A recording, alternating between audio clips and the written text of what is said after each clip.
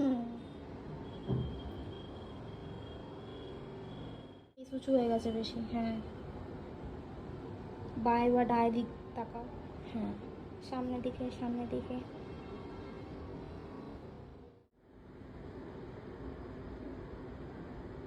চোখ বন্ধ। মুখটা একটু উঁচু করো, মুখটা আর একটু উঁচু। হ্যাঁ, এবার চোখ বন্ধ, চোখ বন্ধ।